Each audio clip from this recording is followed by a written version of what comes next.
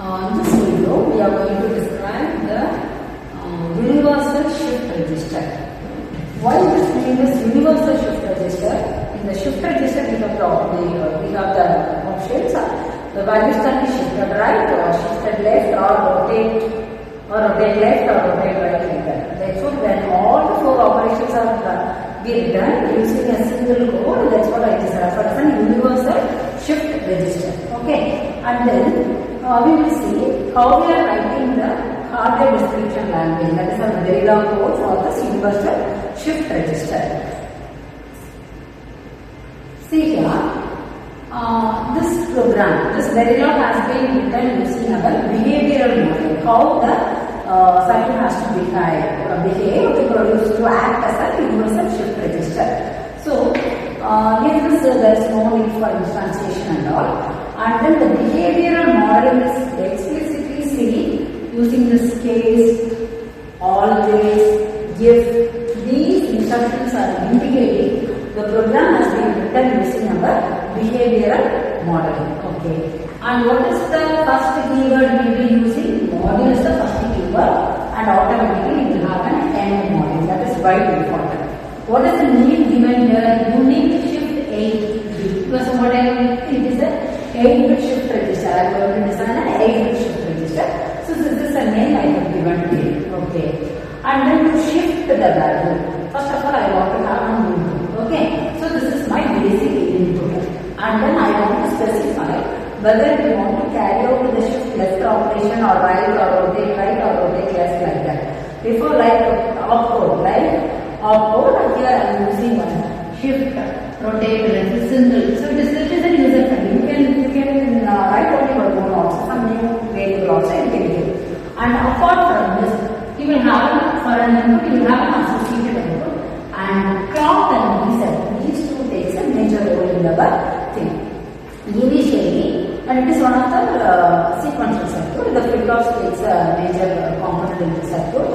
So initially all the flip-flops have to be set to 0, reset to 0. And whenever I am giving reset, then values will be reset to 0. Therefore, we have another input called as a reset.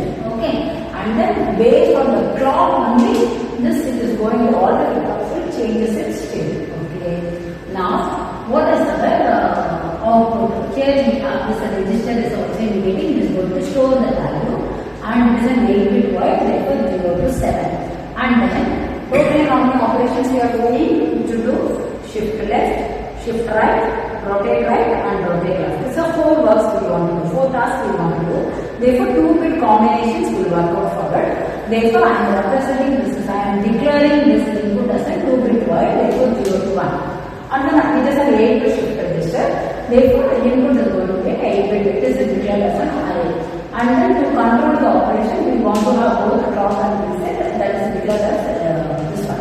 And then once one operation is done, the values will be changed. Therefore, the input I want to retain one temporary variable. I am naming that variable as a temp. And what is the type of that variable? It is a register. So 10, 0 to 7 and reduce. Okay. Now, I don't want to restrict this one, clock and reset. Where I want to do the change? I want to do the transition only at the positive edge of the clock and the positive edge of the reset. It is not a mandatory, it is our choice. Either we can go for positive edge or negative edge.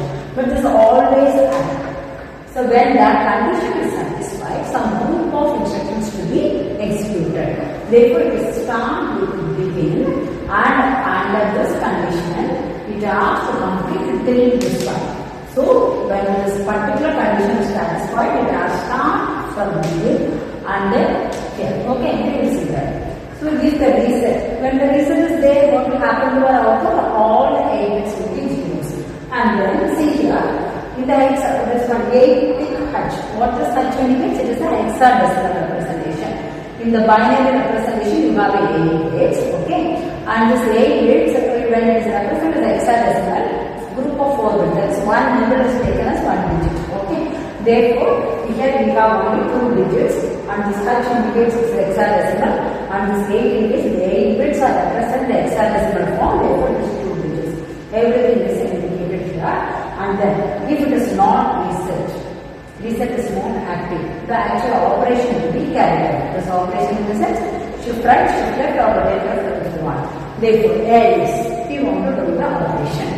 In that, first of all, we are storing our input to a temporary variable. With that, this is over. Only one operation we are doing, and then the case statement takes a major role here. This case statement becomes 4 combinations: 0, 0, 0, 1, 1, 0, 1, 1. And this is a 2-bit. Totally 2 bits are there, and 2 tick B. This being because it is a binary value. So 0, 0, 0, 1. These are the 4 binary values. Okay. Now, what is this operation indicates? When this operation value is given, see here, this one, the shift right value, that is going to be the value. So what should be my output? What should be my output? When this value, when this case value, this shift right is 0, 0, I need to do one left shift. When the value is 0, 1, this temporary variable, the input which I will store in the temporary value will be shifted right. If it is 1, 0, so what is known as rotate left? Rotate left, when you do it the rotate left, what will happen? The LSB bit will be wrapped around your LSB bit. Therefore, 0 to 6 comes to the upper higher position, and the MSB bit is coming and wrapping around and coming to the 0th position. If it is of rotate right, so you are writing the, you are shifting it rightwards, and this LSB bit will be moving to our MSB bit, shifting right. Therefore, the first position is coming to 0th position and so on. So 0 to 6, 1 to 7 is coming, occupying the position of 0 to 6, and 0 to bit is now coming to this MSB bit. So this is the thing. If these two are not there, they will display the invalid shift control input. Okay, this case is ended with this AND case. Okay, now what this end comes? For one of this positive edge drop, all these operations will carry out. Therefore, this for this will be environment end and then final end module. This is the regular code for a universal shift register. Okay, if you want to have only the shift operation, you don't want to do any rotate left or rotate right, then what we can do? We can change this this opcode. We need not to indicate it as a 2-bit operation. When it is 0, 1 bit will be sufficient. When the value is 0, you are going to do a shift left. When the value is 2, you are going to do the shift right in that way. And you want to do only 4-bit shift operation. Then this values will be instead of indicating this 0 to 7, it will be described as 0 to 3. Likewise, based on our requirement, we can write.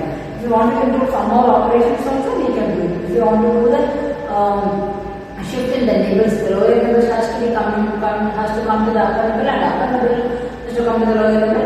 Likewise, you can write this portion, you can do whatever you want to do one particular function. That functionality can be incorporated in the code. Now we will see a RTL schematic and the test bench waveform for this universal shift register. So this is our RTL schematic. So what are the inputs we use? Our basic input and shift value, drop and reset, and the final output. The output is going to be the same variable. Okay, so for our convenience, I have taken this block of code here to explain the diagram. So this is our main, within the case statement row we had it. Okay, now let me explain.